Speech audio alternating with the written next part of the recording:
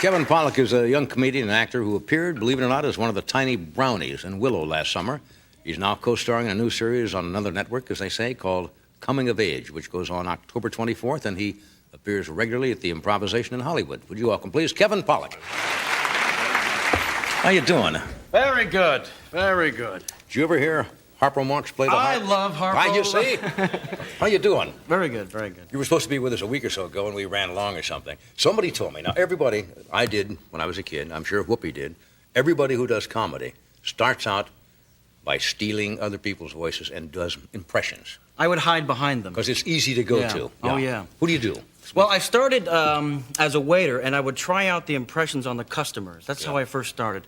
And it helped, because when you're a waiter and you bring the wrong order, you make a mistake. You just don't want to be yourself at that particular moment. For example, one night this woman asked for rice with her fish, very common order. I was in a hurry. I made a mistake, bought her baked potato. Well, she's screaming at me. She can't believe I bought her baked potato. I go, excuse me, ma'am. Geez, I'm sorry. Can I bring you baked potato with fish? What the hell was I thinking? How do you do the eye? That's what he said when I met him. Even the eye goes. Yeah. And he started to develop certain lines. If they say, waiter, can we have our check, please? And I go, okie doke.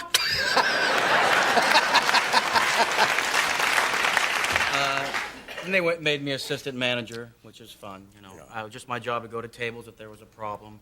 I'd bring over a bottle of champagne, only I'd be drinking it. Hello, everyone. Is there a problem with the waiter? Go ahead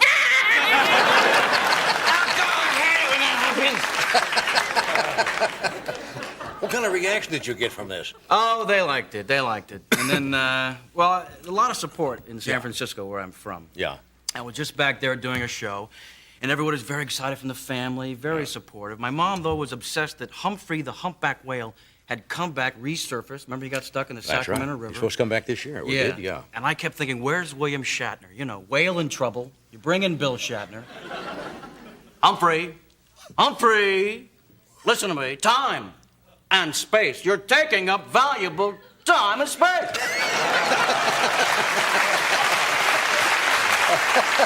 Lady. Look, I hate to go back and do the Falk again. Well, let me just ask you something, John, if I can. I'm very sorry. I don't mean to bother you, see. I'm sorry. So get some minutes, yeah. That's marvelous. That's marvelous. You got a good ear. Where are you from originally? San Francisco. San Francisco. Yeah. And did you ever work on the streets up there, or just in clubs? Oh no, just the clubs. Yeah, because all the performers started on the streets. With the show now, I got to write an episode, so I'm very excited about that. Because my mentors really were Albert Brooks and Woody Allen growing up, watching them. As a matter of fact, John, let me just say, I'm not comfortable. I don't think it's just me, okay? I think it's the suit. You have your own clothing. The Johnny Carson line, very nice. This is the Danny DeVito collection, okay? Nobody's ever done Albert Brooks before. Right.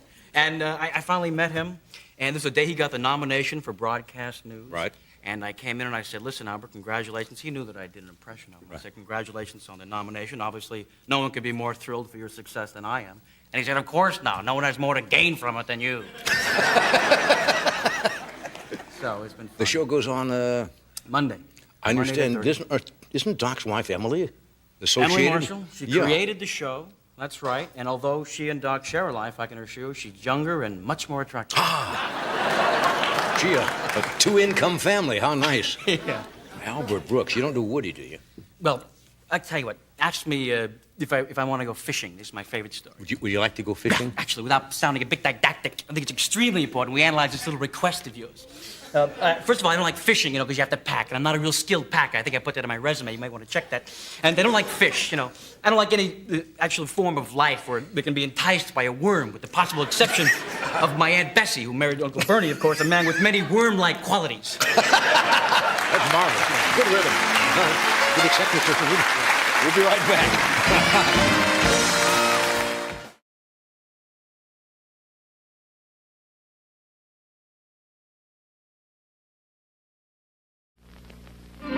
The following program is brought to you in living color on NBC.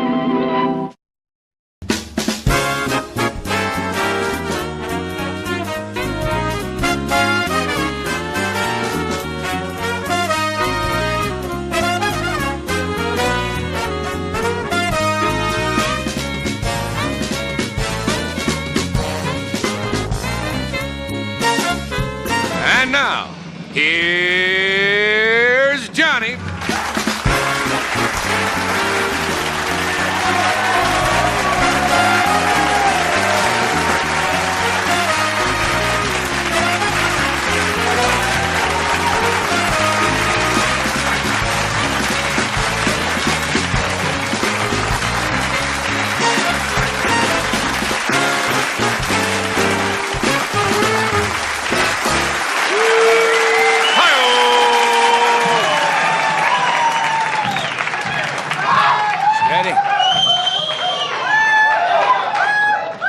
This group is hiring a kite.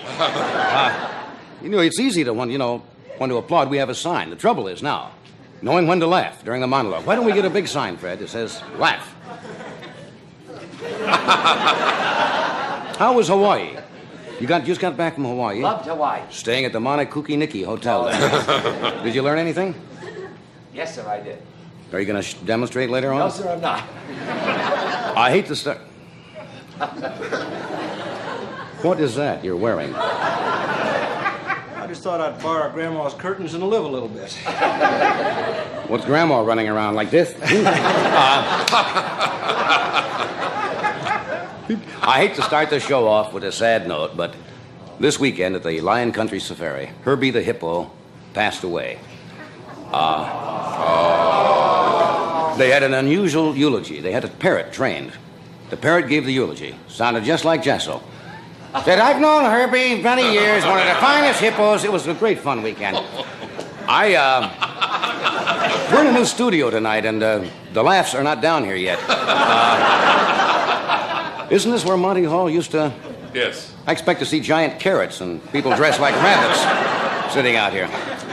I had a great weekend. Watching television, I saw the Anderson tapes, and then I put on the 11 o'clock news and watched the Republican tapes. Have you been following that affair? Huh? The Watergate affair? The Republicans apparently bugged, several hours of Democratic meetings? And they got all those tapes, and all they heard were top Republicans or Democrats saying, what are we going to do? That's all they got. The Democrats also, Democrats also tried to bug the place where the Republicans make all their big decisions, but it's hard getting to the boardroom of General Motors.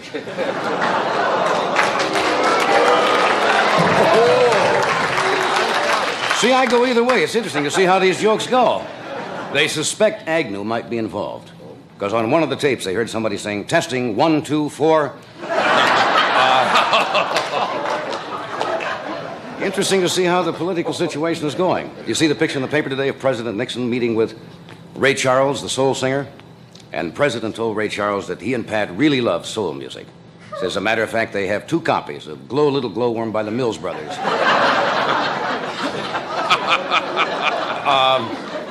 You got a, something from, Fred came back with a sun rash.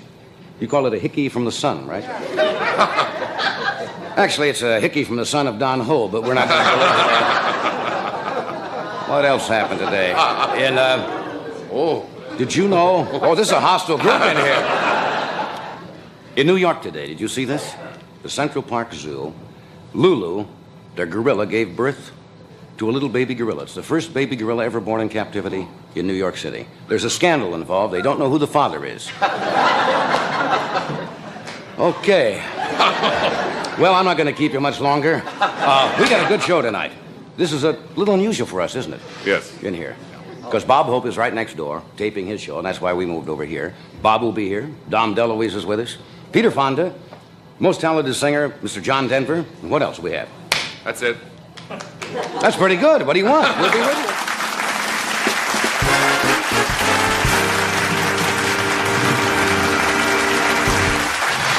We'll be right back after a word from one of our sponsors. I don't know about you, but I want my makeup to look clean and fresh. That's why I switched to Natural Wonder oil-free makeup. It doesn't give me a greasy, over-made-up look because it's the first makeup without a drop of oil in it. And some makeups have this much oil. Oil-free makeup really makes you look and feel fresh and clean. If your makeup doesn't tell you otherwise, it's probably got oil in it. Mine's oil-free. Natural Wonder Oil-Free Makeup by Revlon. Beautiful.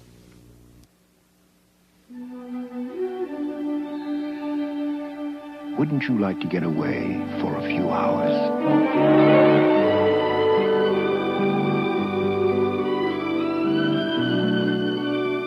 A Beauty Rest by Simmons can help put you into such a deep, sound sleep, you'll feel like you've been away overnight.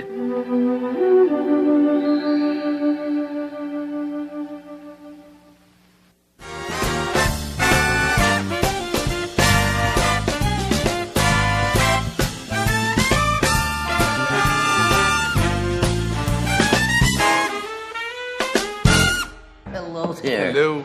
We are back. Does it seem strange working in here? Seems a little strange. How about how close the audience is? They're right on our doorstep. Aren't we this close in the other studio? No, I don't think so. And also the lower angle makes it look like they're just all in our living room. Yeah, Let's Bob have a is... party. We're the same space. What? We're the same space. It seems strange. I don't know why. Doc is where he's supposed to be. I'm where I'm supposed to be. Anything to report? I was back in our town yesterday for the weekend. Were you back in New York? What were you doing? Great. Having Indian summer. I was rehearsing my show, my nightclub. Oh, yes. I had to go back and meet the troops, the band, hear the charts. It opens, I guess we 13th, can mention it, November the 13th in New York at the Masonette Room. at the Masonette Room with the St. Regis. I was there Saturday night to see Mel Torme, who's tearing them up down. It's a great room. It's a very intimate room. It's only 200 seats. Very nice. And you're going in there. Will you be there opening night? If you want, I can't be there opening night. Why not? Well, yes, I can be there opening night. You said you didn't want me there opening night. Well, maybe. The acts sound pretty good. We'll see how it is as it gets closer. I don't want you there to get me psyched You out. told me you didn't want me there the other day. Well, I opening was night. a little worried. You have to have a little. I want to go opening night. All right, opening night. And just have a couple little drinks. Oh, before you go on. no, don't do that. And I want to sit in the back of the room. As soon as you walk out, I want to hear Temptation.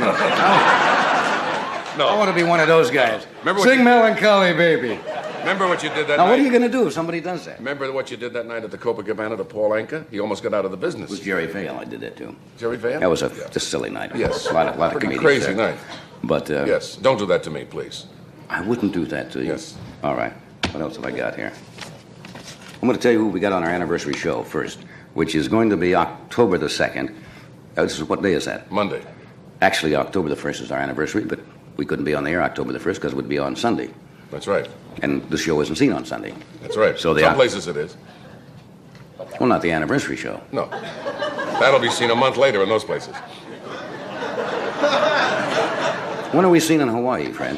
1 week after you do it. It's seen a week after we do it here. Why is that? They have to roll the tape over. Tape is taken over by Dingy. I didn't know that.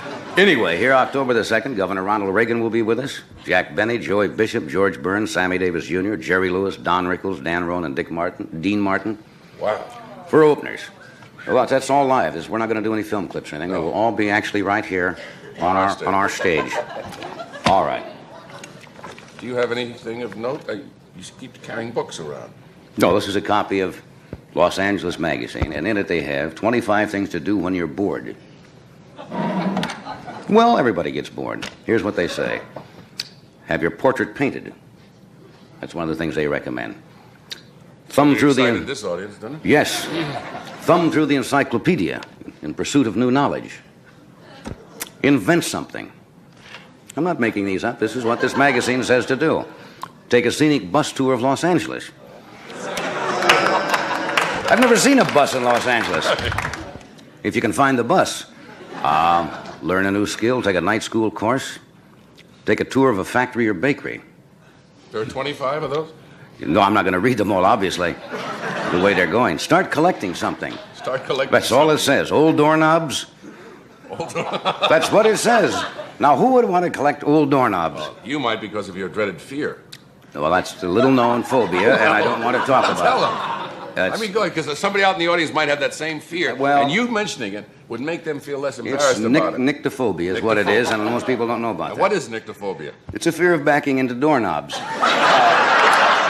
Most people don't know that. I see you probably helped somebody out there. There may be other nyctophobia-ites out there. Well, it's just kind of weird. Go for a bicycle ride. Well, those Does are that cover it? not. About the 25, I guess, hits everything, doesn't it? Well, that's for just your average boredom. Now, when the boredom really sets in, Deep boredom. deep ennui, when you really have boredom, we have some more things here to do that they did not list in this magazine. This is when you're really bored. Punch a cop. You know, erase a zebra. Go to the beach, find a sleeping sunbather, and melt a chocolate bar in his stomach. No.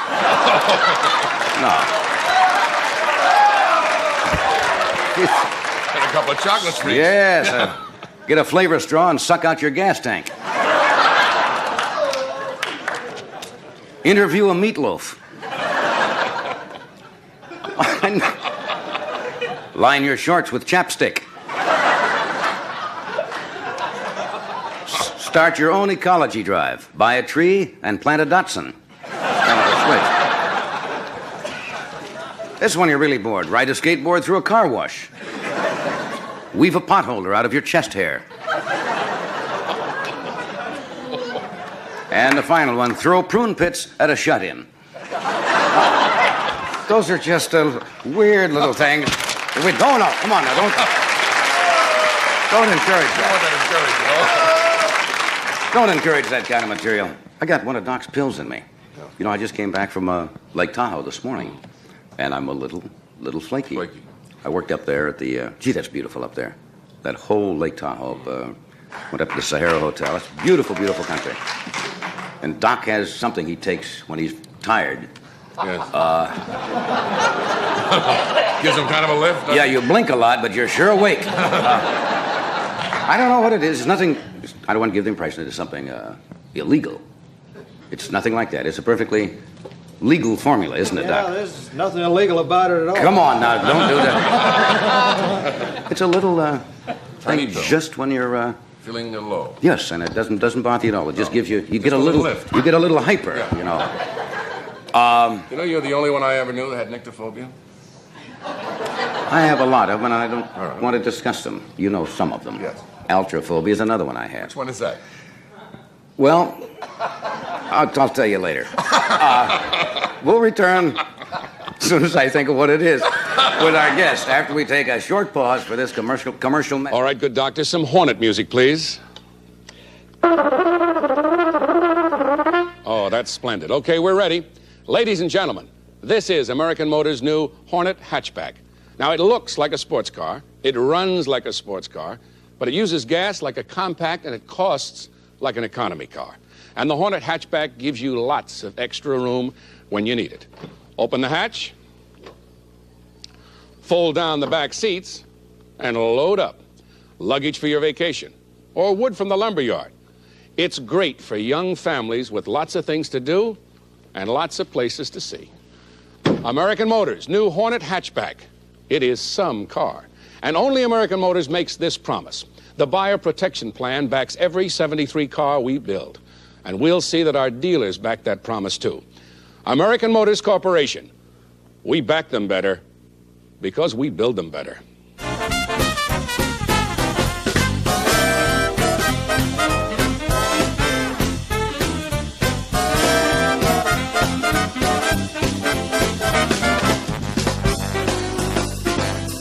You know, Bob Hope has been introduced so many times, it's difficult to think of something new way. What would you say about Bob Hope that's never been said? I would say, I've mentioned this before, that he has more class, I think, as a performer. Style. Than you're just a classy man. Well, he's with us. His latest film, Cancel My Reservation, opens Thursday, September 21st at the Radio City Music Hall in New York. Would you welcome Mr. Bob Hope? Yes.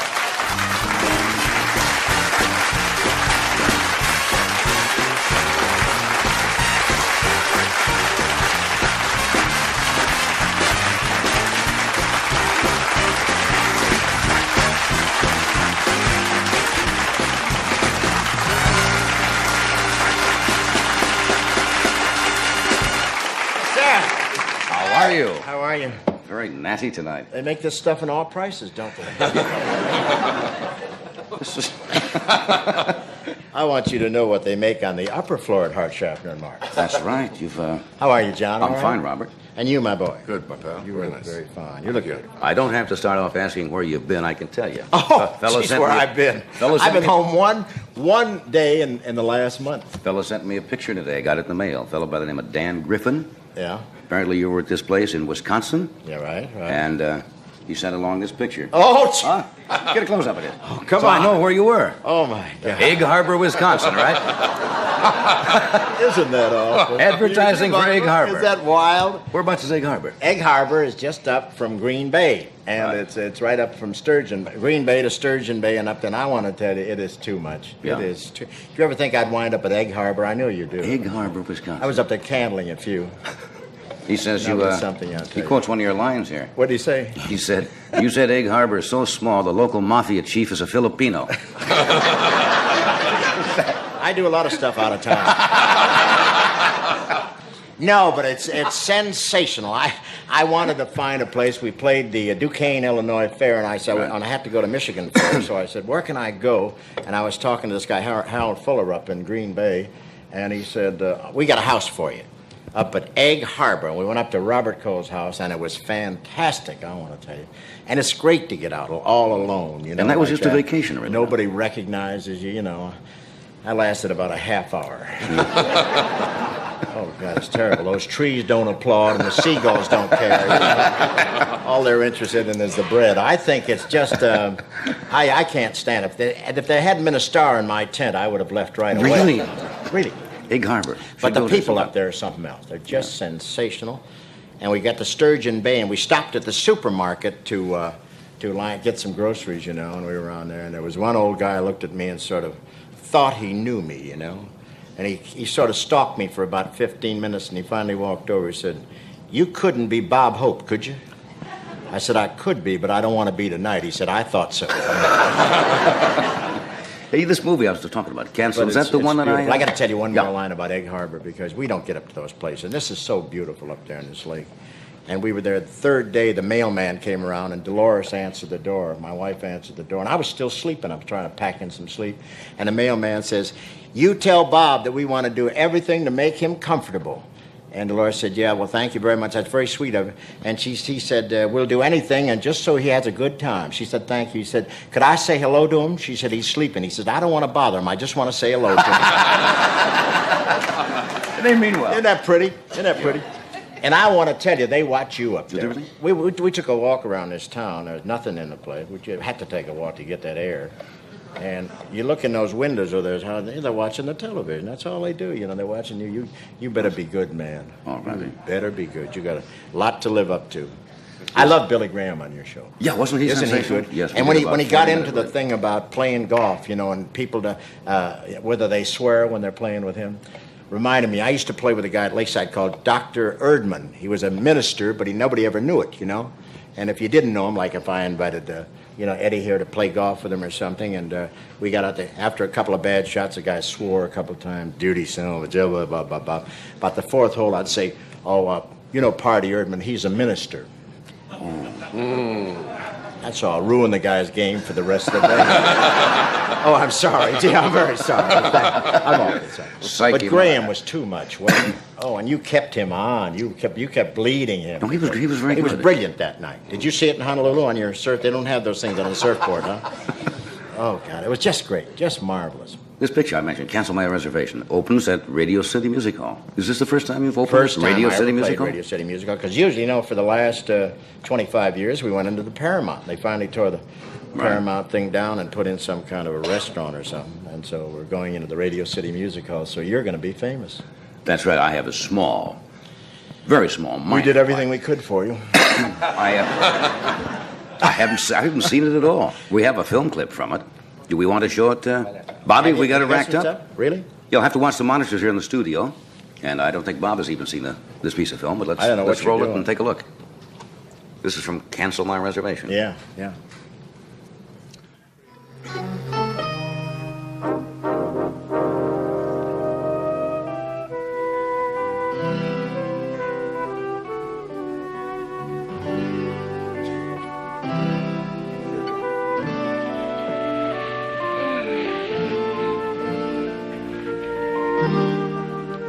Careful, partner. You don't have your brand on that yet. You're alive. Only one of us is going to be if you make another move. Who are you? That's my question, stranger. I ask you first. But I got the gun. Don't you know it's against the law to carry a concealed weapon? I'm not wearing anything to conceal it in. Sure, one thing. You have to let the horse know who is master.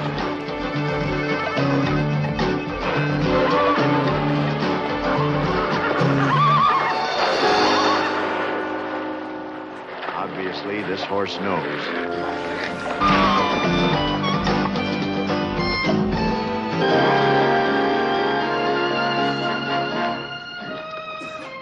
Don't worry, we'll make it. Glad you're in good condition, honey.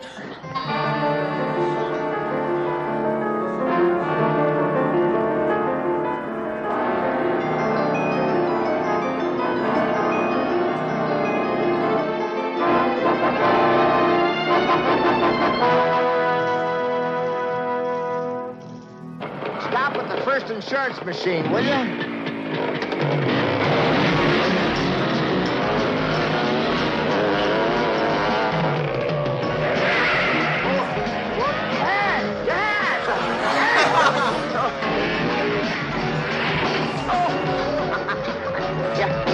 We can pick up my stomach on the way back.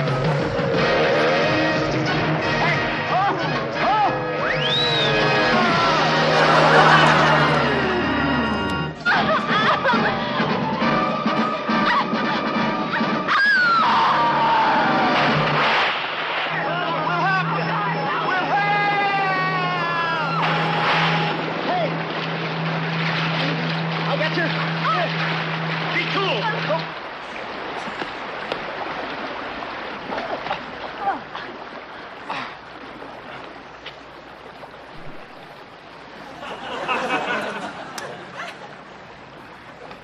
Dan, what are you doing? I'm giving her mouth-to-mouth resuscitation. That's okay, thanks. Anytime. All I want is a fair trial. If it ever comes to trial, you know, the people in this town are mighty sore. Mob rule may prevail. Mob rule? Isn't there any justice? Poor fella, he'll do anything to win an Oscar.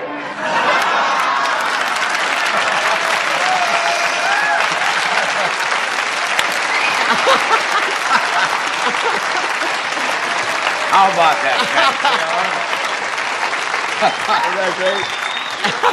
Finally made it into a Bob Hope movie. Gee, that's funny. That's funny. We just. That's a Hey, you did some fine cutting there. You took out all the punchlines. Didn't want to tip off. Who did that? The Gillette people or something? No, it was fine. That's fine. I just give you a little rough. It's sort of a Western cat and canary. That's what it is. Yeah. How much do I? I've never brought this up, Bob, but how much do I, having not done picture work, do I receive financially for that kind of? I mean, Radio City Music Hall. I mean, after all. You saw it. What do you think you're worth? Sorry, I asked. Let's move along. Let's move along after that one. What's the first picture you ever made? The very the first picture was a big broadcast of 1938. 1938. Yeah. Right. I was 3 years old. Yeah. W.C. Fields and quite a cast. Yeah. Martha Ray, Dorothy Lamour. Do you remember it at all? I mean, And it was something else. I tell you, 1938. How old were you? How old were you? 1938. I was. Anyway, let's not get into that. I was 13 years old. It was beautiful. There was nobody out here, but Crosby had a ukulele, and he was going steady with the Ramona. And there was nothing around here but a few Indians waiting for John Wayne to show up. Early days out here. We're gonna cut away for a second. All right, we'll be right back. Stay with us. You can wait till we get a big laugh before you go off, you fool. Nervous fingers. Now, we'll take a brief pause. That's what we're going to do for this message of interest. Brief pause. What do you think of these boots? They're nice. No, really. They're really nice. They're Florsheim, you know. I didn't know. Best fitting boots I've ever owned. Right. Is that kid skin soft? They're even lined with kid skin. I'll take your word for it. Hey, would you pay $50 for them? Yeah, sure. I paid $39.95 at Florsheim. Now that's value. Believe me, I don't throw my money around. I believe you. The Sultan by Florsheim, $39.95. Which glass would you rather drink from? 2 new glasses. We washed each one 10 times. The glass on left in a leading automatic dishwasher detergent. Glass on right in new formula Calgonite. Glass on left has visible residue. Calgonite glass is clearer. Because of Calgonite's exclusive new formula, your glasses can be cleaner than they are now. Look again. The choice is yours. Which glass would you rather drink from?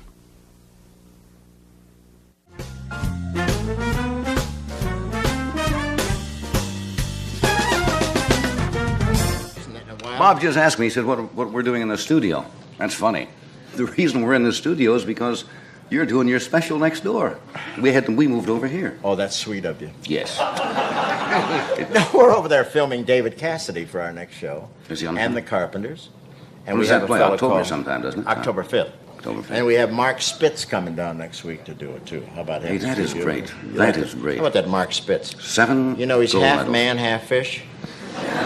Nobody realized the bottom half is fish. What's he going to do with it? Is he going to work in a sketch with you or what? I don't know yet what we're going to do. We got to Should talk be to him, interesting. do what he wants to do. We may do a Tarzan thing. You know, we'll do what he wants to do. Where's the 500-pound gorilla sit? Any place he wants. No, but you know, you got to make him feel at ease because he's going to walk in. He's got more medals than Jessel, you know. Yeah, that's a remarkable achievement. You seen though. Jessel's medals, huh? He makes Westmoreland look like a draft dodger. Well, show business is his life. Hey, you were talking, Freddie said he just won a bet about you because he was talking about the big broadcast of 1938. Yeah. That is the picture in which you sang Thanks for the Memory, and then they made a movie called Thanks for the Memory after that. You know, I thought I was a comedian, and in that picture, they took me right to a bar set with Shirley Ross. I sang Thanks for the Memory, and that's the thing that kept me in pictures. Otherwise, I'd have hit the thing back to vaudeville and Is that true? Broadway. I mean, because of that was such a hit? Freddie worked. We worked together in the Follies, you know, 1935 and 36. 35 and 36. Freddie was sitting right like that saying no to me. Right. When did you Follies with decide? Fanny Bryce. And then I did a picture called Thanks for the Memory where I sang... To Shirley Ross. What's it? Two Sleepy People. Two Sleepy People. I remember that. Thank God for you. I wondered what the hell you did. I want to ask you, I've never asked you before, and this may sound like a dumb question. All right. But I don't think I've ever asked. What age were you when you decided that you wanted to be a comedian? You got laughs. Yeah. Were you young? Was it in school? No, I don't know what happened there, but I found out that was where all the money was, being a comedian, you know? And then I started doing my single in Newcastle, Pennsylvania. I was doing a dancing act. And the guy asked me to go out and make an announcement about the forthcoming show, and I said, next week is Marshall Walkender's Whiz Bang Review. He's a Scotchman. I know him. He got married in the backyard so the chickens could get the rice. That played good in Pennsylvania. You remember that joke? Yeah, and they laughed, you know. So the next day I said, yeah, Marshall Walken did the same joke, and I said, and he killed his wife because he bought vanishing cream, And that played very well there, too, yeah. Had a better delivery in those days. But that's interesting. Right there, I got laughs, and I said, wait a minute, this is pretty good. So I started breaking in my act, and I went to Cleveland. I got a brown derby and a cigar, and I walked out, and I'd play for any place, and I got $5 a night, you know. Then I ran out of grocery stores to play there. I went to Detroit, and I started playing around there for $5 and $10 a night, and I made a lot of money last weekend at the Michigan State Fair. A real lot of money, you know. And it just made me think of how in 1928 I was staggering around Detroit trying to make $10 a night, you know. And then I figured up just before I walked down for the fair last weekend with the taxes and everything, I'm making about the same kind of money. That's it. Wow. It's true. That's interesting that you would go from dancing telling jokes because Jack Benny was essentially a violinist, and he started telling jokes along with the violin playing, and then went the other way. Also a floor walker. Yes. Follow me, and the guy said, if I could walk like that, I wouldn't need the talcum powder. Remember that joke? He's beautiful, doesn't he? He walks like he's wearing Liberace's dancing belt or something. He's pretty. Just a little minty there. Hey, you mentioned when we go back to New York, they're going to have a special day on the 21st, and the mayor is going to be there. Yeah, that's what Mayor I Lindsay. understand. They're having a special day at the Radio City Music Hall. Nice, huh? Right. Nice. And I'm going to Tyler, Texas on October the 13th for the East Texas Symphony. And, you're kidding. How about that? Wichita, Kansas, I'm going after that. The next day to Wichita, Kansas for another benefit. How do you manage to keep up with it? People ask you this all the time. I It's lie incredible. about my age. I just keep staggering forward. But I tell you, I have so much fun and so many laughs, you know, doing these shows. You do too. You go out. I like to do it. I just was up and at Lake Tahoe it's last therapy. When you get laughs, I think it's therapy. I'm not getting too much here tonight, but I figure you're able to nap because I've seen you. Yeah. You can During get in the a show. car and during the show. No, you can get in a car on the way to the airport and catch. I can't. And go to sleep. I relax pretty good. As long as they pay, I relax pretty good. And you're going to be gone on October the 1st or 2nd. I think you said you're in Georgia or something, so you can't be with us on our anniversary. Right. And I wish I could be. I'm going to be in Macon, Georgia.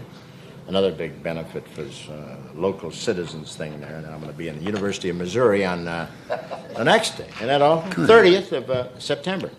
But if you want me, I could send you an 8x10 glossy or something. Got this one from Egg Harbor here. Hey, I thank you for coming. I know you've got to run. Thank you. Always a pleasure. Thank We'll you, see you. John. We'll see you soon. Thank you, Bob.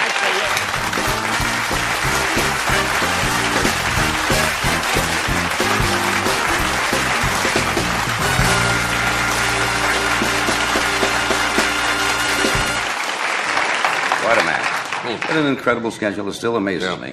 No matter how many times he tells me, but like every single day, he is appearing somewhere. Doing some. Next time we get him back, we're going to give him... You know, he's a pretty fair dancer. He's a pretty fair hoofer. We'll get him up next time. Maybe we can learn a few steps. We do this first, then Dom DeLuise will join us. You ever found a latex... you ever found a latex wall paint that cleans like enamel? Well, here... They've gone. Home.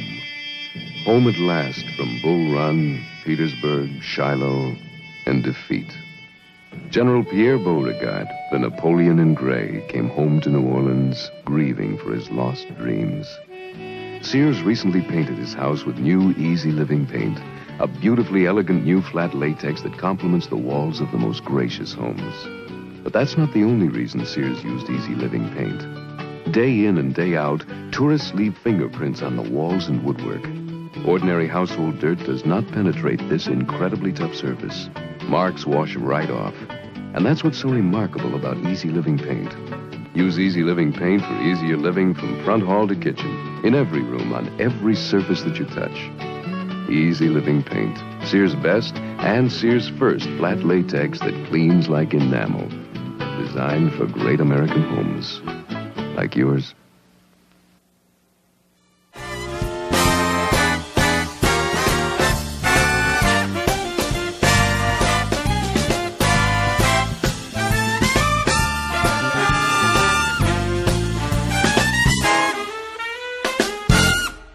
Before Dom comes out, I might mention tomorrow night's guests. We have Don Rickles with us, Dionne Warwick and Hal David, of course, who collaborates on all that great music with Burt Bacharach, Pat Boone, and Dr. Irwin Maxwell Stillman. Can you see Rickles and Dr. Stillman? That ought to be. He's a very funny gentleman, most talented. He will be appearing regularly on the Dean Martin Show this fall. Would you welcome our good friend Dom DeLuise?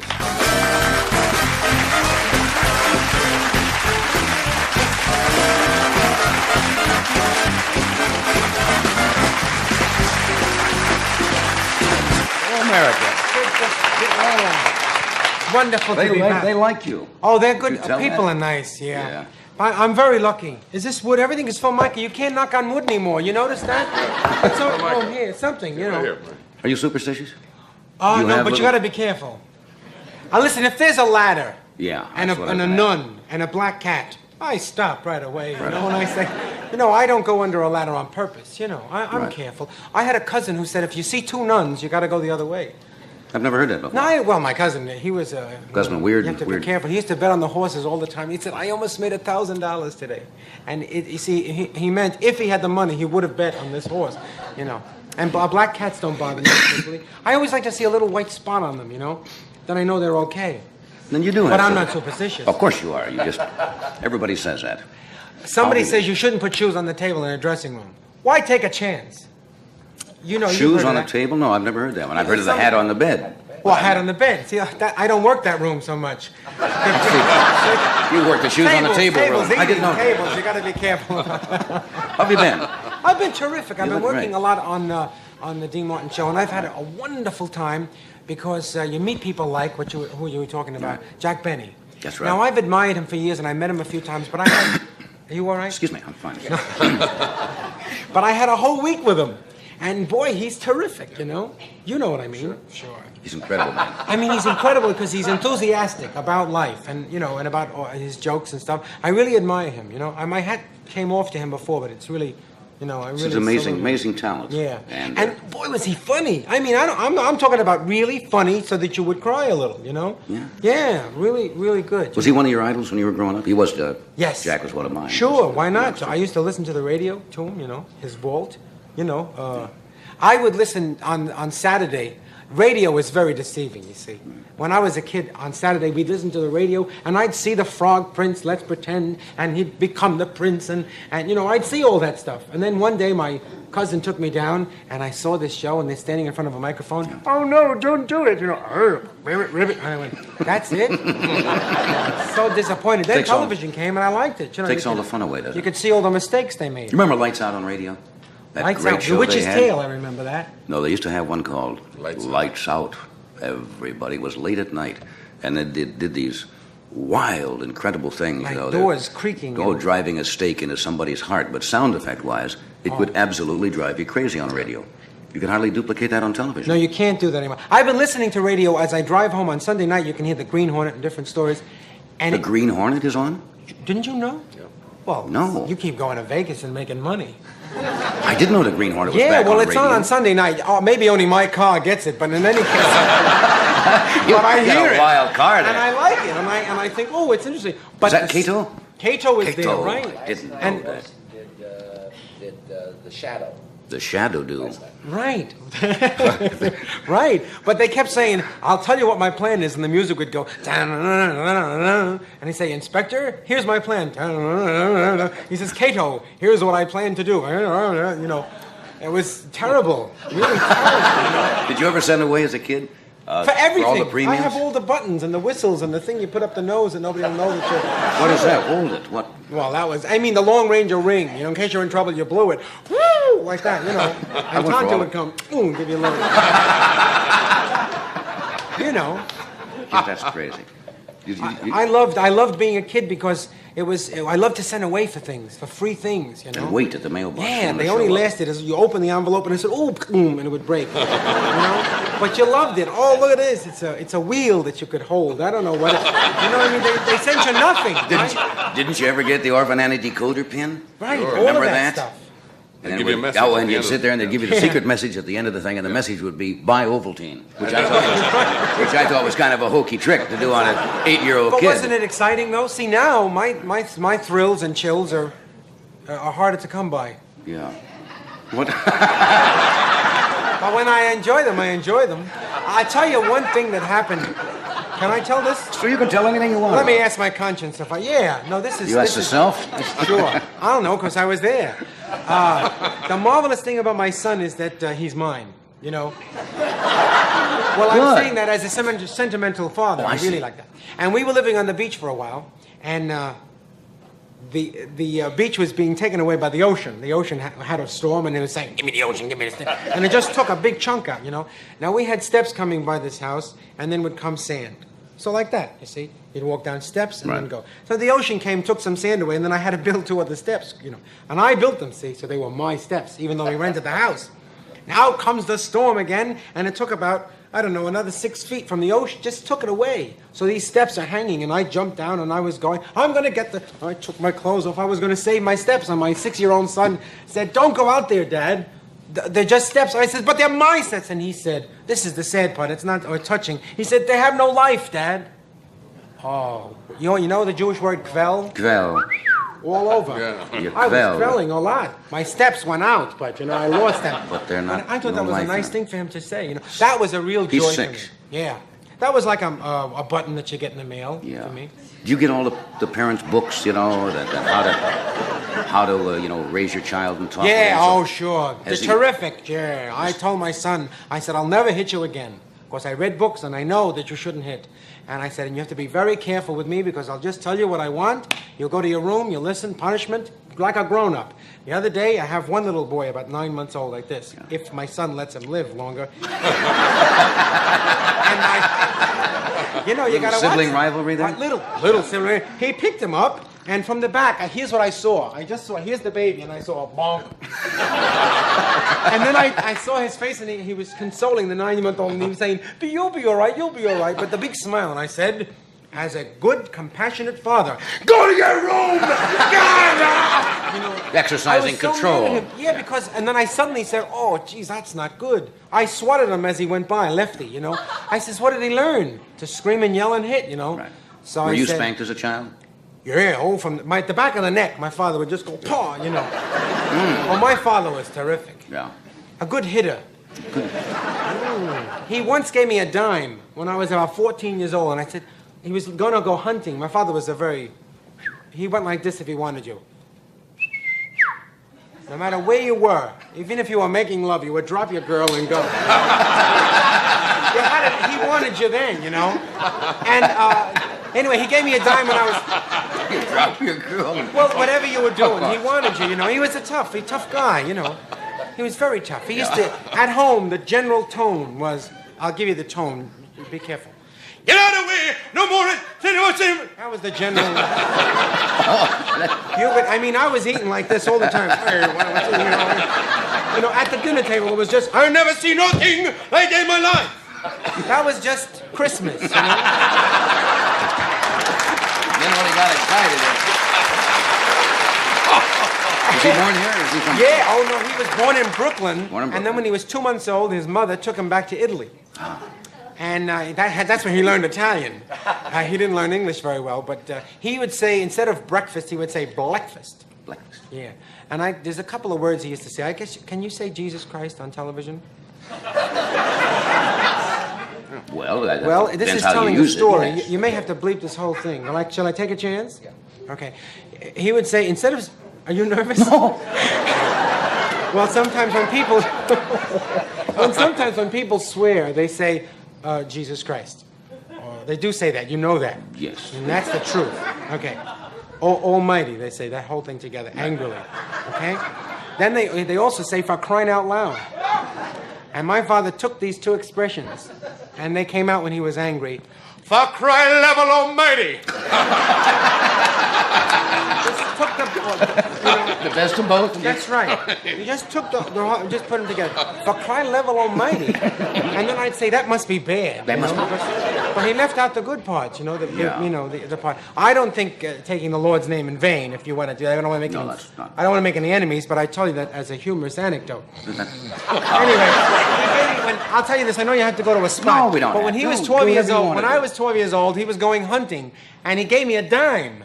I couldn't believe it. I said, a dime? He woke me up at 5 o'clock in the morning. He said, here's a dime. And I was so touched. He had tears in his eyes. He missed me. I thought, he loves me. The man who says, yeah, for crying level almighty. Love me. I took the dime and I put a pencil mark on it, and I still have that dime. Is that right? Yeah, because he never gave me a dime. Usually he gave me this, you know, in the kidney. But he was a sweet man. He turned out to be like a lion later. Do you have a minute? Certainly. Do you charge much? No, I'm all right now. I loved him as he got older. I loved him very much because I realized that he did what he thought was right. You know, and he was a sweet, dear, wonderful man, and we loved each other very much. Fortunately, he got to be very old, and we got to be really good friends. I would yell back at him louder, and that would make him laugh a lot. You know, I'd yell a lot. You can go now. It's okay. Come back. And now Ed is going to show you how tasty. Wrong. It's all right. How tasty, but I'm very sad. How twisty? How twisty? How twisty? Now, a grown man. How can a breakfast cereal be twisty? Well, it's twisty and it's tasty, and it's only 240 calories. Tasty is right, John, because for less than 240 calories, you can get the Special K breakfast. It really is special because you get a 1-ounce serving of delicious Special K, America's favorite high-protein cereal, plus some skim milk and some sugar, a glass of refreshing orange juice or tomato juice, and a cup of hot coffee. So start your weight control program right with the right kind of breakfast, the Special K breakfast. Less than 240 calories, 99% fat-free. It is 100% delicious. America's waking up to a great breakfast idea. Frosted mini wheats from Kellogg's. Oh, they're grand and glorious cereals. Make them golden wheats. Oh, they're all-American sugar cinnamon frosted mini wheats. 2 flavors, plain sugar frosting or brown sugar cinnamon. And a great little size. And fortified with 4 essential B vitamins.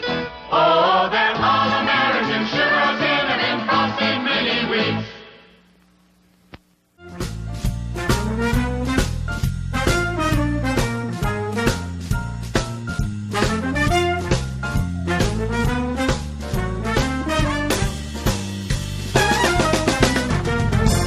Welcome back. We're talking with Dom DeLuise and the I didn't know problem. that. Oh, and you were going to say of raising the problem children. Has your son come to you yet, like all children do at that age, when they ask the questions like, "Where did I come from?" and so forth? Oh, sure. My kids are pretty right well. away. I'm pretty well grown now, and I forgot how you go through that. Oh, it's really tough. I don't try. I get expert advice. See, I see an analyst. I'll tell you that right now. Not that I need it, but you never know if you're going to have a breakdown. You know, you got a telephone number ready. You know, and I must say that I get a lot of help about how to relate to my wife better, because we're getting better and better. Really, I have to tell you that, hon. It's wonderful. I mean, it's nice to be friends with your wife. It takes a lot of work, you know. Certainly and, does. You know, and you got to say. It does. Well, you know, because it's hard to be friends with her and still work. Look, here's what I'm saying. Anyway, I'm breaking my heart doing it. Over you.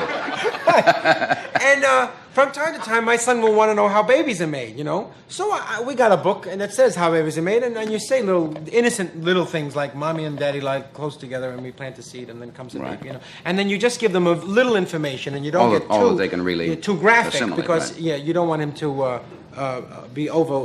to get nervous when he's only 6 years old. Well, there's a famous story, you know, that shows that parents can over-explain sometimes. The kid goes to his mother and says, "Mommy, where did I come from?" And the mother sits down and goes through the very detailed thing about the egg and so forth and so on, and the uterus and so forth. And after she got through, the kid says, "No, Billy across the street came from Detroit. Where did I come from?" You know, so you over-explain too much before the kid's ready. There's more truth to that, because they really don't want that much information. You know, slowly. And by the way, I will be very honest with them, because. See, I tell you, I don't know how many of you knew where you came from when you were 12, but somebody told me on the corner what possibly my mother and father had to do to conceive me. And I said, "Don't you dare say that. My mom and dad would never do that." And they said, "Well, what do you think that, you know?" And I said, "Well, that's just an eggshell. That's, you know, 12, do you understand?" I was going to become a priest, but then I found out that you didn't, that wasn't eggs, so I got married instead. Well, why not? That's a good enough reason to get married. Well, and for that reason, I think that the kids should know, and I think it's as they wonderful ask and as their mind is capable of understanding that, you tell them and tell them honestly. I saw a show the other night in which a doctor was talking to somebody. I think it was on the David Susskind show, and he says parents often make a mistake when they say the baby is in the mother's stomach. And the doctor says, "Don't say that, because that is really not true." He says, "You can say uterus. You don't have to explain in graphic detail. You just say it's near the stomach." Yeah, but he said that's wrong also, because that gives it gives the wrong impression. But you hear that all the time. Right. My son always asks wonderful questions like, "What does that mean, Daddy?" And around our place, it says, "Wanted alive."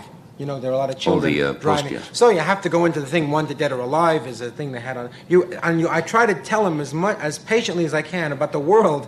It's so big, and it's been here such a long time that they have to have so much information. He's only 6 years old. He's got a lot of information already, you know. Television does that to kids. You know, they're so much more aware of what's going on in the world because they see it every single day. The only thing my son asks for now is that he wants a monkey and an elephant.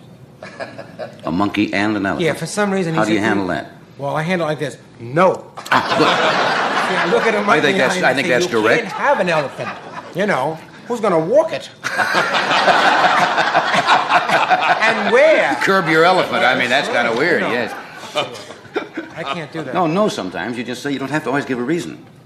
You know, say because it's my house and it's my house and I'm bigger than you are. Right. When my son threw my big son threw my small son on the floor, you know, I said to him, "That's not allowed. That is not allowed. I'll get you a doll. You can bang the doll around, but you cannot bang your brother around. It's just not allowed." That's reasonable. You know, if anybody banged you around, I would be very mad at him. Right. Then he kind of listened, and I said, it's not allowed. You sound like you're a good father. Sincere. That's right. Also, I give a whack from time to time that I don't mean to, but it comes out. That's not like going to warp him, you know. No. The Tonight Show will continue in a moment after this word, so stay tuned. Hey, I got it out. They were close to one another, yet they never met. It seemed as though they had nothing in common. Dubonnet is soft, smooth, refined. Ginger ale is just ginger ale. And ice, merely frozen water. But when they met, something magical happened. The French wench was conceived. Some people think Dubonnet is a drink for little old ladies. Have a French wench and see. This table was beautiful once, but look at the wax buildup. And you can't remove old wax with still more wax. Now, watch Scott's Liquid Gold go to work. Looks terrible, but Liquid Gold is dissolving the blotchy layers of wax, restoring the wood to its natural beauty. For heavier wax buildup, leave Liquid Gold on overnight, then wipe dry. Liquid Gold absorbs into the wood, leaving only the natural finish. Scott's Liquid Gold. Either way, liquid or spray, there's nothing else like it.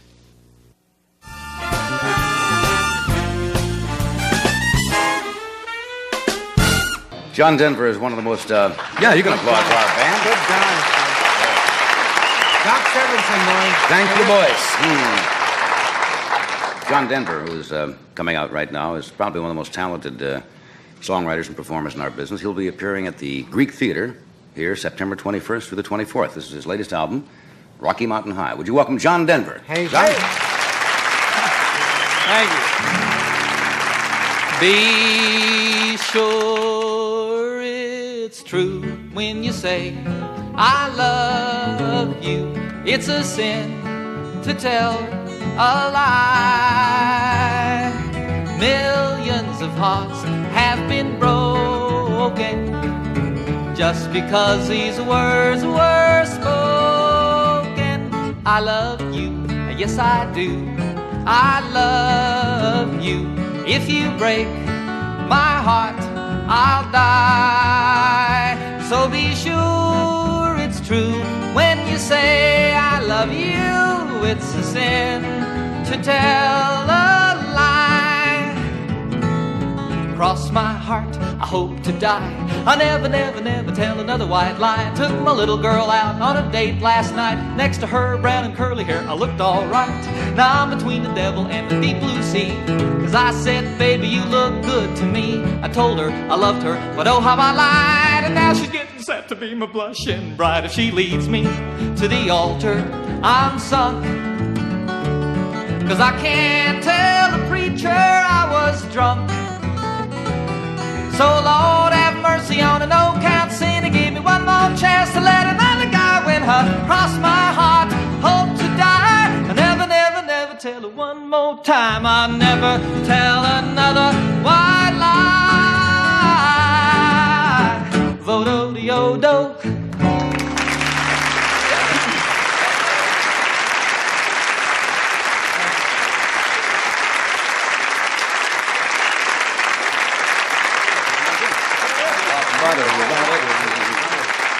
How have you been? Very fine, thank you. I remember your last time here you did a song about Toledo. Yep. Right? We heard it from a few people from Toledo. It was kind of a good-natured rib at the town, right? Oh, yeah, as a satirical kind of song. And as a matter of fact, about a week after I did that on your show here, we did a concert at Blossom Music Center in Cleveland, Ohio. And there were a lot of people from Toledo in the audience. What were some of those lyrics in that song? Saturday night in Toledo, Ohio was like being nowhere at all. And it goes on from there. But they didn't storm the stage? No, as a matter of fact, that was just about my most requested song that night. Yeah. I had a song I was going to do for you tonight called Forest Lawn. I saw my producer go, Yeah. What I is it? noticed. I beg your pardon. No, that's all right. They didn't want you to do it, I assume? Well, I guess it's a little touchy. I've done it on television a couple of times and did it on an album. And thought, I've always wanted, if I ever got the chance to do your show, to do that song. But I think it's a little bit... We talked to some people, they got the lyrics and everything, and I beg your pardon, you guys. Well... No, that's what we're looking for, controversy. It's okay. People get uptight about it. Oh, they do. Well, you have to watch things like that, Like I'm sure in the interest of you people especially, Yeah. I understand they're a little touchy, and you have to watch what you do on television. Yeah, you really do. We got into trouble once before, I don't know if I mentioned this last time, when we did the I Was Not a Nazi Polka, when I was with the Mitchell Trio. Yes. Who writes your songs? Well, see, there are just a couple of things. I used to be a part of a group that was known sort of for the satirical material they did.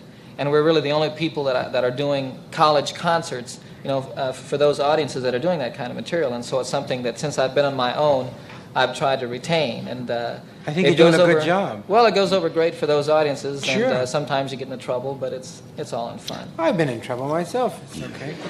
Did you get followed by the groupies like a lot of the young stars do, the pop stars or the rock stars that follow them around all over?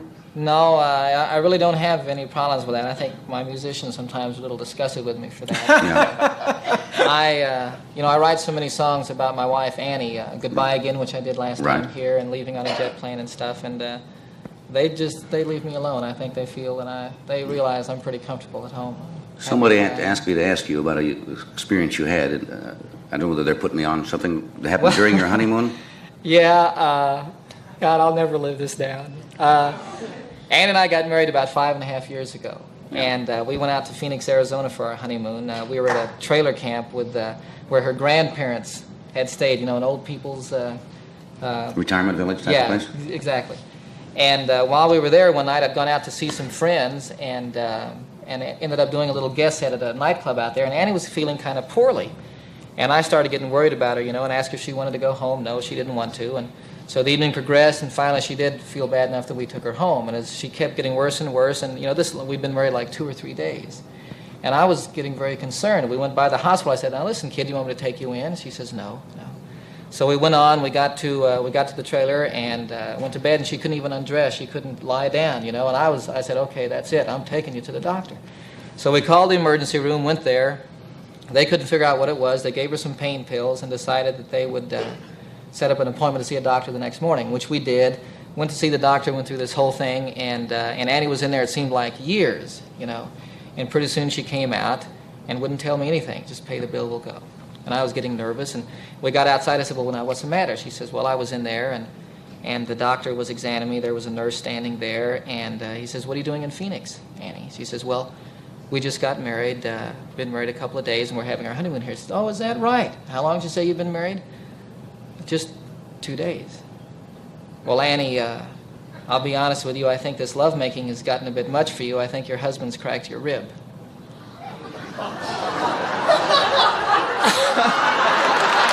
The new champ and winner.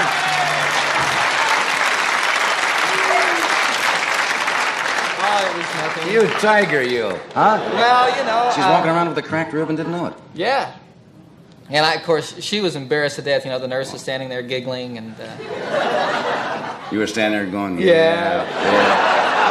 Sure. I mean, I started bragging to people. Maybe you're doing it wrong.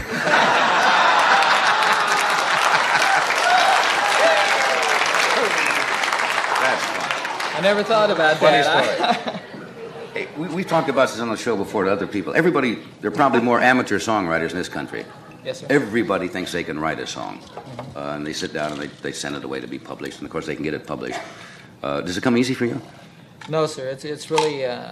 every once in a while a song will be kind of easy, but they're very few and far between, when I get the mood to write a song. And though I think what reputation and whatever I have is based mostly on having written songs like "Leaving on a Jet Plane" and "Follow Me" and stuff, they really are very few and far between. And I consider myself primarily a performer, an entertainer. There are a lot of singer-songwriters around today. It seems, that's really the kind of music that people are interested in now. Right. But there aren't any other ones that would do things by other artists on their albums. Nobody does "It's a Sin to Tell a Lie" anymore. Right. That's such a great song. Oh, it's a wonderful song. And but I like to write songs. I really feel good about having that avenue of expression. This next thing you're going to do for us after we do this is your new single, right? Yes, sir. Is this one you wrote? Yes, sir. I wrote it in January, and the single is called "Hard Life, Hard Times." But when I wrote the song, the way it is on the album, it's called "Prisoners." It's about prisoners of war. Good. Love to hear it when we come back. Okay. All right, we'll do this first. We'll be back with John Denver, Dom DeLuise, and Peter Fonda will join us shortly.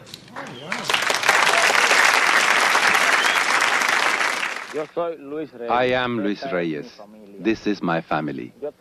I have a farm in Cibao, the finest land for growing cigar tobacco in all of Santo Domingo. Dutch Masters buys my tobacco for their cigars. They buy other mild, expensive tobaccos too, from Colombia, Brazil, Puerto Rico. But to me it is most important that Dutch Masters buy my tobacco. If they buy my tobacco, they must make a very good cigar. This is a capsule of vitamin E. Many things have been said about it, but one fact has recently been proven. Vitamin E applied to the skin can help prevent perspiration odor. The Menon Company has put this discovery to a very practical, everyday use. Menon E, an effective family deodorant that is kind to the body. It's called Menon E because it's made with vitamin E. Menon E, a new era in deodorant protection.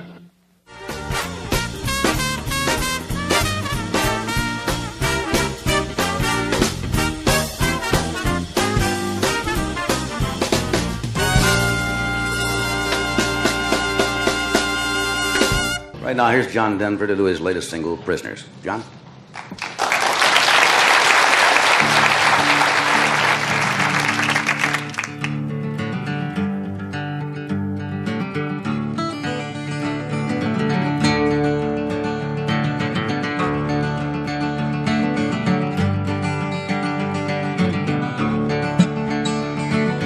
Josie works a counter at the downtown 5 a dime, anything at all to help her pass the time. My mama keeps a baby, my grandpa rambles on about the good times playing in his mind. It's a hard life living when you're lonely.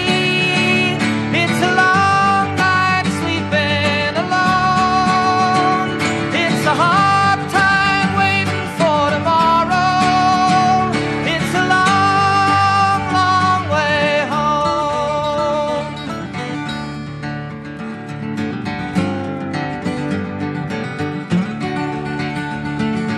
Josie spends the evening with the people on the pages of the paperback she picked up at the store.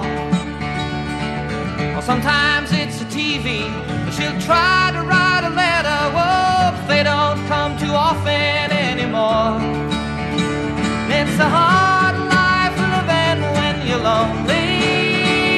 It's a long night sleeping alone. It's a hard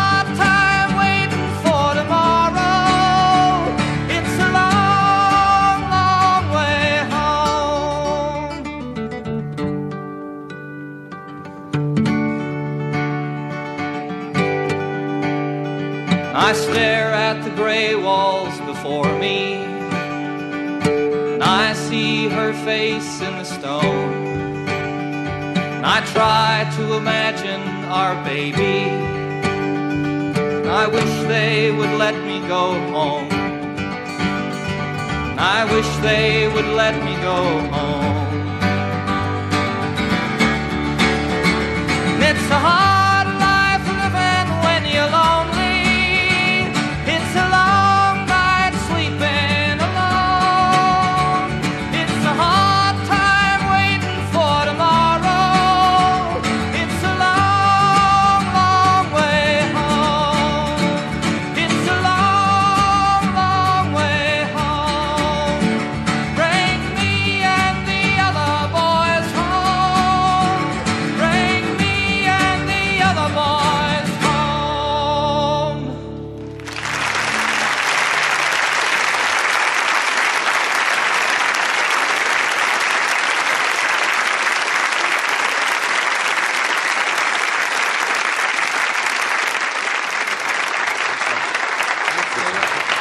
Peter Fonda will join us after a word from one of our sponsors. We'll be right back. That's a good song. Yeah, thank you. You know, Doc, now you can look a lot, feel a lot, the way you really are inside. Well, are you trying to tell me I don't know what I'm something, trying to Mr. tell you. McMahon? I know what I'm trying to tell you. But most of all, that's just the philosophy behind Johnny's new clothes for fall. You mean like that great-looking window pane plaid number? Yeah, look at that. Pure wool with rich suede accents. Coordinated shirts and ties as well. Look at that. Say, Ed, is it raining? Not yet. But when it does, you'll look good in Johnny's new Hartley raincoat. And when the sun shines? You step out in this lightweight heather twill suit made from Klopman's two-way texturized stretch fabrics. Next up, Johnny's rugged new velveteen sports suit with full trousers and battle jacket. I'm telling you, it's ready for anything. And you know, Doc, this is just part of Johnny's new fall wardrobe. Great looks to make you feel great, and at prices that won't make you feel small. At fine stores throughout the United States and Canada. From the one nearest you, just write Johnny Carson Apparel, Buffalo. Buffalo? Yeah, New York, 142 4-0. Oh, I see.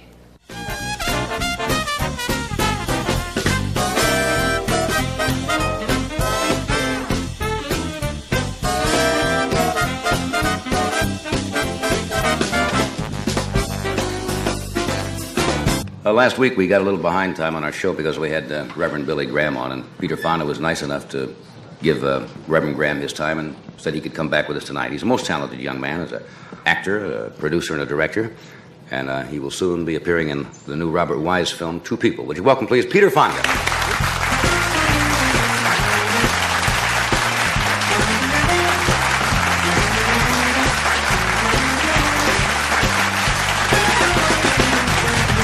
I never did get a chance to thank you the other night when we had Billy Graham on. It was very nice of you to give up the time there. We got behind schedule. Well, that happens. You know, he's a very fascinating person. Yeah, he was. He's a filmmaker, too. I've got to give filmmakers time. That's right. He does produce quite a bit of films. Mm-hmm. I was going to ask you a quote last time. We'll talk about it. Orson Welles, I think, in the quote was, "Every actor in his heart believes everything bad that's ever been printed about him." I was going to ask if you believe that. I know a lot of actors do. Yeah, sure. Why not? Do you? Take the worst, you know, and then build from there. Lots of bad things are always said, and lots of good things are said, too. Unfortunately, I think we go overboard on both sides. An actor takes too much of what's good said about him and tends to let that weight his head down, or bad and tends to hide. Right. You ever answer the critics if they say something unkind or untrue, or you just ignore it and... Occasionally, I answer them in the shower, you know.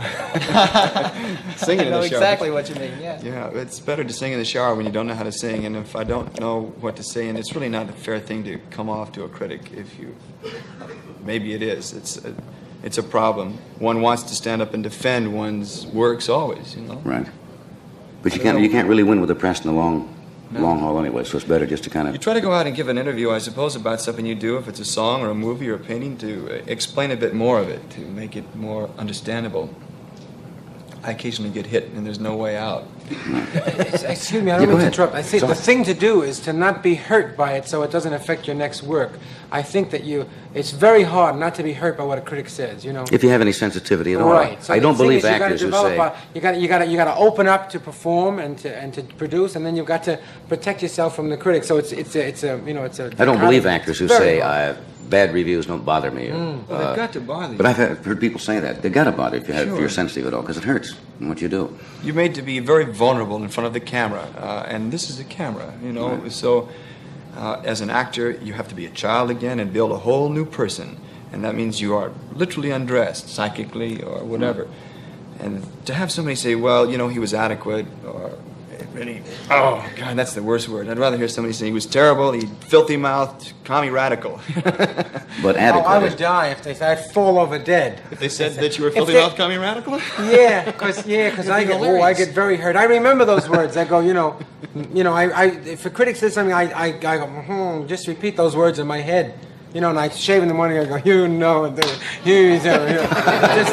terrible. I dwell in it. Do you enjoy your success? That may sound like a dumb question, but that you're known now for what you do as an actor. Have you found that your friends change around you when you become successful?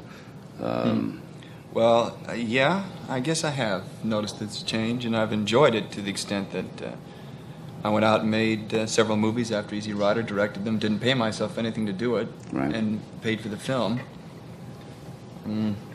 Gee, I don't know. It's hard to say. Do you enjoy the fame itself? I mean, the money that goes along with it, or does that... That's got to be relative.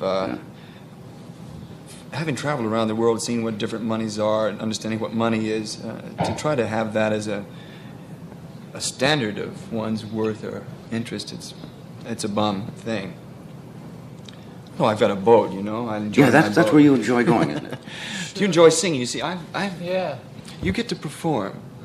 Both of you get to perform out in front, and when I'm behind a camera, that's it. You know, if I'm just a director, I don't have any audience to bounce off of. Yeah. You've got an audience here. You get immediate reaction when you work in one. You know, you don't have any of that stuff. But don't you get a feeling of accomplishment when you direct something? I'm sure you do.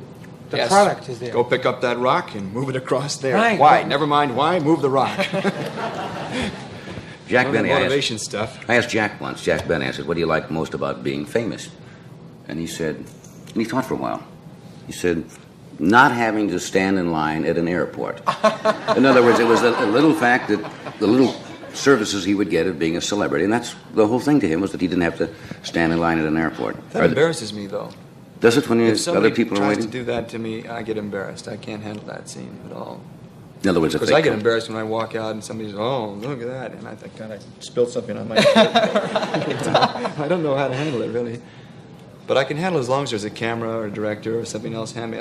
You're protected at that moment of vulnerability. When the critics hit you, that's another thing we've talked about. Have you ever thought about performing live or doing anything like that on stage? I started that way, yeah. I did like 200 or 300 performances on stage, and then did a Broadway show called Blood, Sweat, and Stanley Pool. Yeah. That's the first time I did your show.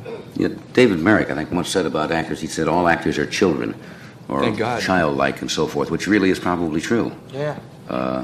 Uninhibited, and the more childlike I think actors are, or inquiring, the better they are at times. It's hard to think of John Wayne as a child. Yeah, very large child. He's one of the big ones, you know. Huh? Big much child. But he's very open and honest in his films. There's something very open and honest about Duke's work. You know, I don't know what I should call him, Mr. Wayne, I guess, sir. You know, but he's very open. You know, and that's what your work is marvelous when you perform. It's great. It's worth all the trouble you go through. You see, because we're getting something from your performance that's wonderful. I'm sorry, you could suffer. It's okay, as far as I'm concerned. I think talent has to suffer a little bit. You know, they say that if you're talented, you're going to suffer. I suffer all the time. Sure. I'm suffering now. Are you suffering now, Dom? But it's true. You know, John, it's not... This job doesn't only have pluses. It has to have minuses, right? And you'll know your minuses, I'm sure. Sure. You're on the road or something like that doing concerts, you know, and it gets very lonely. It gets very lonely if you're trying to do something and you don't know if it's coming through. You don't know if you're getting across this thing. It's a part of you, you know. It's hard. I think that's very true. You know, I think that the thing you're talking about actors or artists or whatever being children is the fact that we're very open. We're influenced by everything that we see. Everything can touch you, and it might touch you a little bit more deeply than others. And so you feed that back to them so that they can get it also. Didn't you at one time, rather than being an actor, didn't you want to be a lawyer at one time, if I remember? Yeah, indeed. I figured that That was still one intrigue you? stage, you know, and this was another stage, and I could get more out of it on this stage. As a lawyer, I'd only have a small courtroom. You know, I just thought about the question you asked me about fame. I don't know how I relate to it on an outside level, but before we came on the show, John came over to the dressing room, looked in and said, hi, you know, and I really like what you're doing and all that. And I thought, well, that makes it worthwhile. Then that's all right. Well, isn't that what all performers in the end result, you really want the acceptance of your peer man. group, Yeah. basically, your fellow It's all entertainers. security, isn't it? Boy, what a word security is. Do you have any goals now that you, say when you were 20, you want to be a lawyer? Do you have your goals at all 19. changed now? Or 19, you want to be a lawyer? Oh, yeah, you know, lots of them changed as I learned more about the world around me. You know, television, of course, was an incredible thing. I was born in 1940, so I was one of those TV babies. It was there, and suddenly all That's this like a information... TV dinner, isn't it? Yeah, I guess TV so. You know, baby. really, you can roll out my God, mind like it's wrapped in 1940? tinfoil. Really? 1940. I was writing my name in 1940. I was just kicking a lot, you know. But, you've got to change your views. I think you've got to change your views, at least, when you have more information about what happens around you in the world, not just in America, but on the planet at large. Now we've been to the moon, we can see the unit of the Earth. This has been immensely important to me, whereas my mind was very narrow about civilization and society when I was 20, say. And I'd had a lot of television. When I actually got out there to see what television was filming and could understand the translation, I had to change my viewpoints and become more humanitarian in order to survive as an actor, in order to be able to relate to everything around me. Right. You get away in your boat a lot, don't you? Remember, didn't you have a broken leg once on the show? You were taking off for somewhere and yeah, with the leg still in a cast? Yeah. You asked me how I was going to do it. I said slowly. I got there, though. And you did it, too, with a busted leg. That's fascinating. We're going to take a break here, and we will be right back after this word from your local station.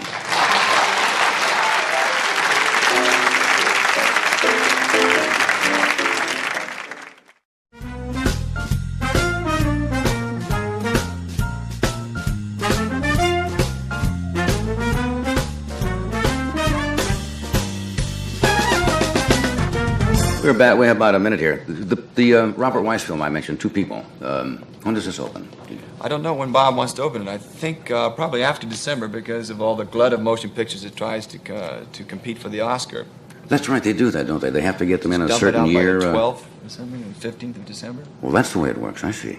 In other words, if your picture comes out after the first year, then it's up for the award in the following year. Mm-hmm. I wish you good luck with it. I hope it's a good picture. Thank you. I hope so, too. John, where are you headed for? We have the Greek Theater this weekend. That's right. And then Carnegie Hall in New York the 30th. Carnegie Hall? Right. Yeah. You ever play Carnegie Hall? Freaks me out, I'll tell you. Little country boy playing Carnegie Hall. Yeah, I'm flying my folks up from Denver and my wife's folks. And, Okay, that's great. Thank you. I'll be appearing in my living room. Don will be in his living room immediately following the show. Tomorrow night, Don Rickles, Dionne Warwick, and Hal David, Pat Boone, and Dr. Stillman. Thank you. Good night.